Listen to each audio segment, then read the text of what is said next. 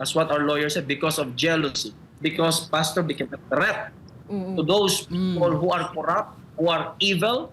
Alam mo, mga evil lang man, magagalit kay pastor. Correct. Mga sakim at mga maitim ang budhi lamang ang magagalit sa paninindigan ni Pastor Apollo Siquio. Because pastor is really righteous. Yes. He will never tolerate evil things and righteousness.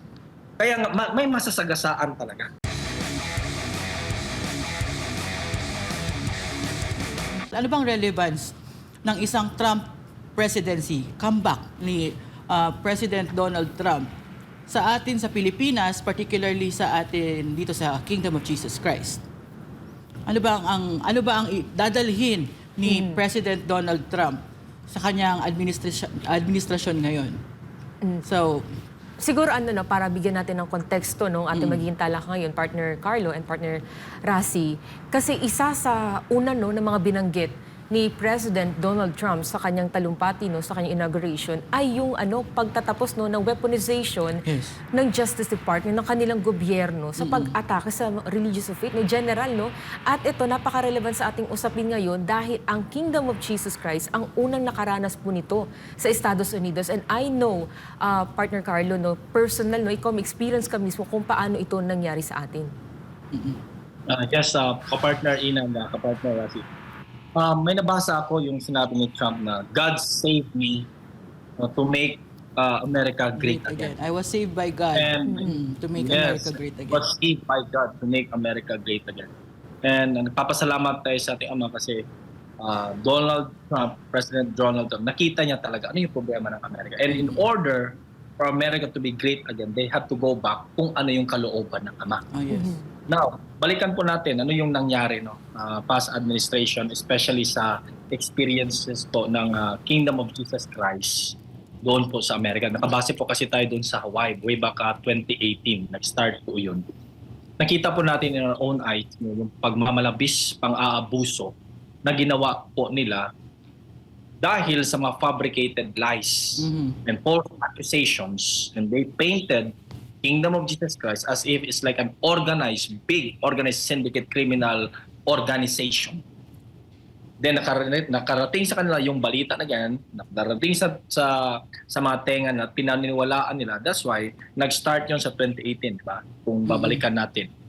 Doon talaga nakita, ginamit how they weaponize yung justice system nila.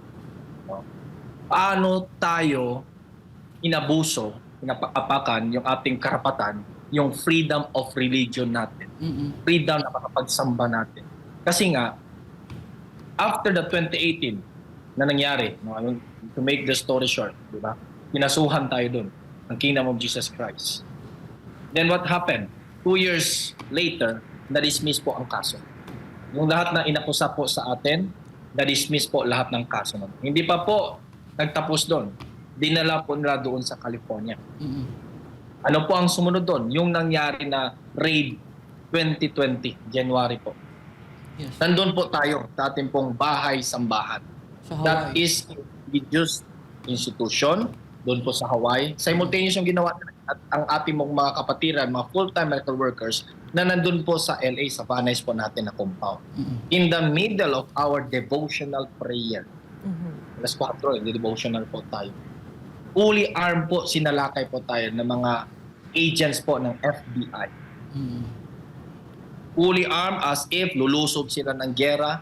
They break our doors. They force themselves in. At doon, tinutukan po tayo ng mga baril. Walang pili po, bata, matanda, babae, lalaki. As if we are criminals. They forgot we are missionary workers. We were sent there by pastor, our beloved pastor, to spread the gospel para tumulong doon sa bansang Amerika. Yan kasi yung turo sa atin ni pastor. Every time pastor pupunta sa mga lugar na ito, especially sa Amerika, tumutulong po si pastor.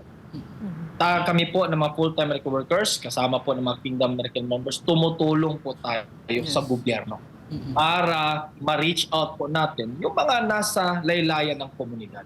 Yung mga nandoon na wala ng pag-asa sa buhay because nalulong sa droga, na involved sa mga masamang gawain. And pastor is bringing change, genuine change sa tao. Kaya nga, kung makita nyo sa mga King is Coming tour, napakarami po na mga bisita in all different races, mga kapatiran natin na mga white, mga black, Asians, lahat po yan. They listen because they believe pastor's message. And because of this na mga false accusations, dala ng mga taga dito dati sa loob ng kaharian, kasi nga lumaya sila because of corruption, because of envy and jealousy. Kita nyo yan? Dito kasi sa loob, hindi tinotolerate yung corruption. Kaya may plataforma si Pastor ngayon, zero corruption. And then, nagsumbong sila doon para pagtakpan yung mga ginawa ng kabulustugan dito sa loob, mga former full-time workers, kasama natin, kilala natin yan sila from head to toe. The problem here is pinaniwalaan ka agad without verifying sino si Pastor. Oo, pero partner Carlo, Ano ang kingdom of Christ? Yes. Pasensya na po tuloy kita kasi yung talakayan natin, no, para meron kasi nagkomento dito, ito ba ay context ba nito yung nangyari kasing confirmation no, ni Pam Bondi bilang Attorney General sa Estados Unidos at doon kasi nasiwalat no ni Senator Hawley yung paanong maniobra ng Justice Department kasi tumutugma ito sa mga kwento mo ngayon. Ang nangyari pala kasi partner Carlo, meron ng plano itong FBI, itong Department of Justice, according dito sa kanya, may whistleblower siya. Meron siyang natanggap na dokumento kung saan nagtatanim daw talaga itong gobyerno nila ng infiltrator, spy sa loob ng mga religious sector, sa mga churches. At ang nakakaano pa dito, sila yung mga nagbibigay, no, once na makapagkuha sila dyan ng mga spy, makarecruit sila, ito magbibigay ngayon ng mga information. Tapos, doon sa kwento mo rin kanina, na merong mga agents, diba? Ilang daan yun, na sumugod doon sa ating compound. Meron ding nakaranas nito, no? Itong sa pangalan ni Mark Hawk, na early in the morning, may SWAT teams no, on their front doors na dumating with armed weapons to terrorize their children and spouses. Only in the end, to have the case lost. Kasi wala naman talaga. Walang nakita. So, ito yung gusto natin ipakita din ng partner Carlo na hindi siya actually talaga nag-start sa atin. Kumbaga ba, Meron talagang... meron silang nirecruit inside. At yun ang nangyari. Kaya yung mga fabricated stories nila, pinlano na nila ito sa matagal na panahon. At paano rin, di ba? Kasi mamaya tatalakayin natin to pagdating sa Pilipinas. Kasi same playbook yung nangyari, di ba? Kung paano weaponize sa Amerika, ganun din kung paano nangyari dito sa Pilipinas.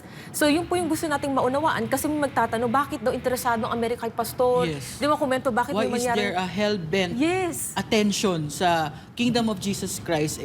As we discussed nung last episode with Boss Dada, bakit ganyan na lang yung pagpansin ng Amerika sa KOGC? Bakit ganyan na lang yung pansin or attention na binibigay ng Estados Unidos kay Pastor Apollo Sikibuloy? Ano bang nagawa ni Pastor doon sa Amerika na siya naman ay isang evangelist, siya naman ay isang pastor, mangangaral?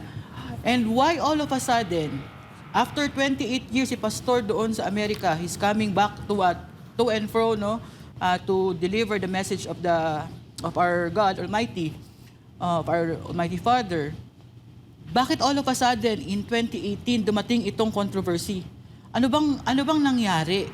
So, kung ibabalik natin doon sa confirmation hearing na nangyari doong kay Senator Hawley, doon sa confirmation hearing ni Pam Bondi.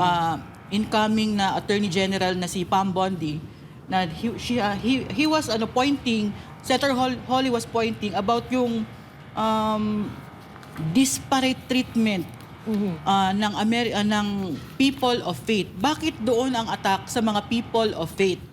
No, tulad ng dito sa confirmation hearing kasi about sa Catholics yung kanilang but in general, yung people of faith merong nai-experience na attack, and this is being legitimized by the US government itself.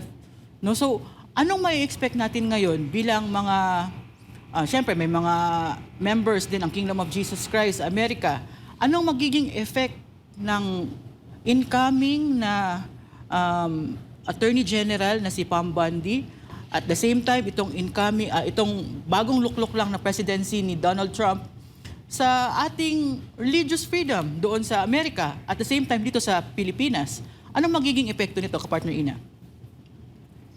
Well, una, no, pinagpapasalamat natin, no, kaya yung naging mismo confirmation din ni President Donald Trump na ititigil na. Tapos narinig din natin mismo sa Senate hearing na ito, no, talagang binusisi din ni Senator Holly kay Pambon na hindi na dapat mangyari ito.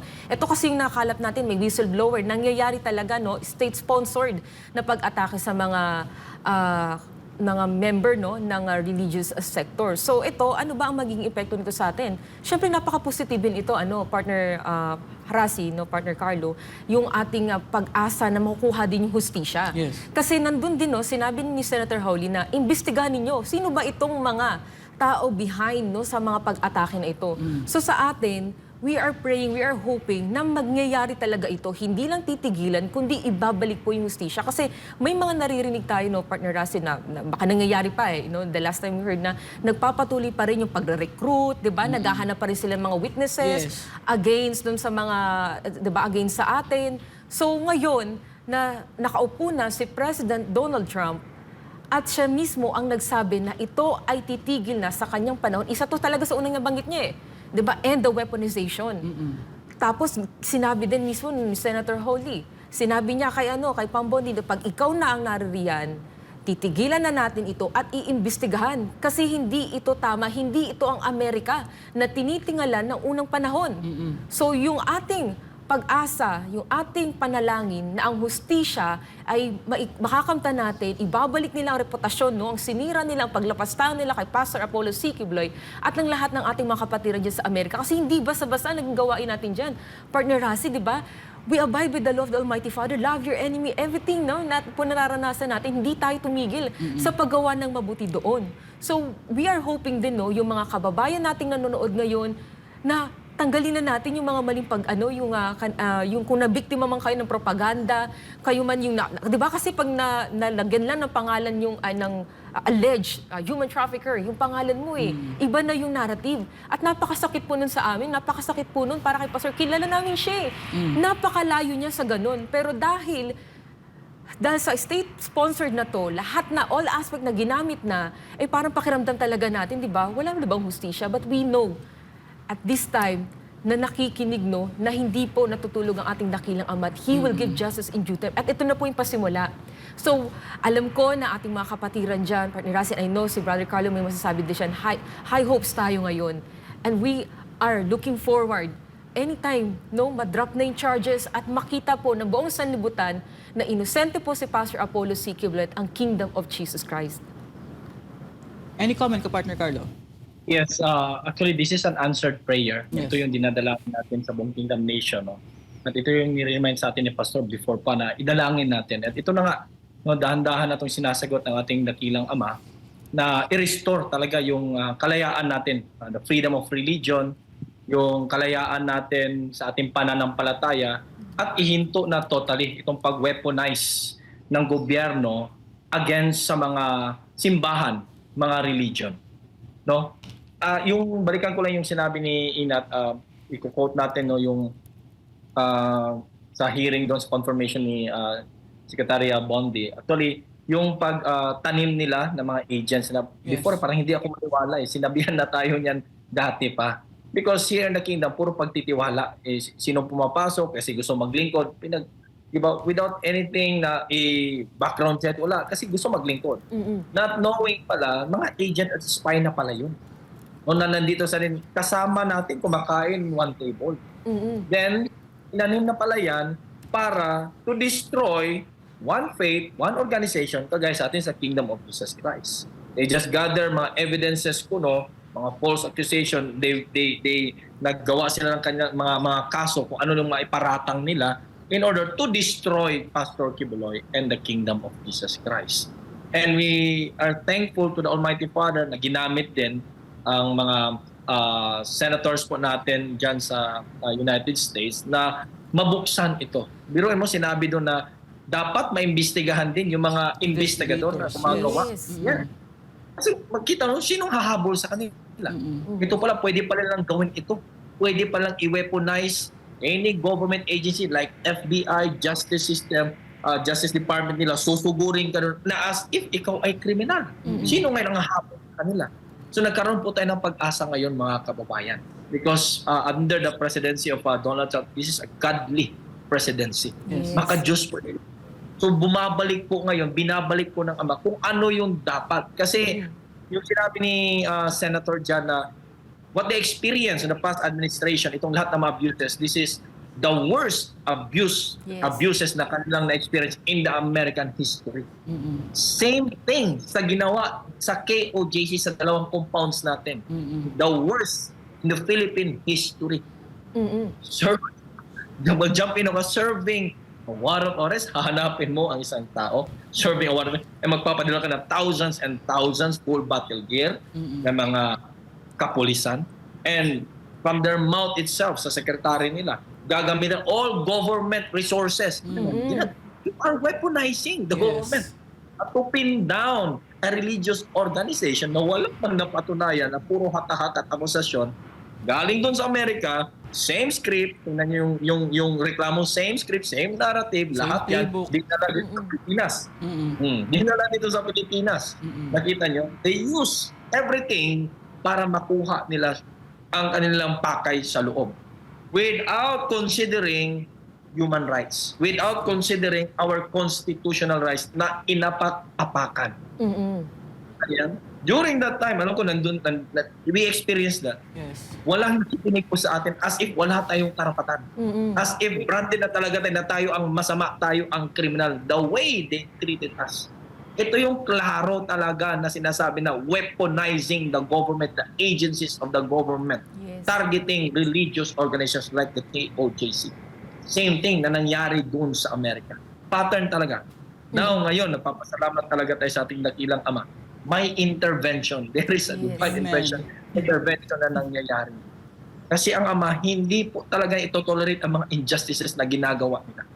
Ito, pasimula pala ito mga kababayan. Malaki po ang ating pananampalataya at paniniwala sa presidency po ni Donald Trump. Inumpisa na po niya ito. And then with all na mga kasamahan dyan sa Senado, and then the Justice Department ngayon lumantad na, she will really look into it. Yan ang kanya pong ang kanyang binigay po ng mga statement. Kasi kung titingnan niyo kapartner si kapartner Ina, no? Bakit mo i-assault yung mga missionary workers? Yes. Yes. Oo. Bakit Bakit mo nga ba? gigipitin yan? Ano bang nagawa nila na makita mo na illegal? Sige nga. For example, the Kingdom of Jesus Christ. I'm talking about the Kingdom of Jesus Christ because I myself as a missionary worker sent by pastor there, wala pong instruction si pastor doon na ikakasama o mag-violate ng any laws. Ang instruction doon, magpasubmit kung anong batas dyan, to save to humanity, i-reach out ang mga nangangailangan, mag-preach doon, i-invite sila. Puro po pagtulong. And here comes, I don't know, as what our lawyer said, because of jealousy, because pastor became a threat to those people who are corrupt, who are evil.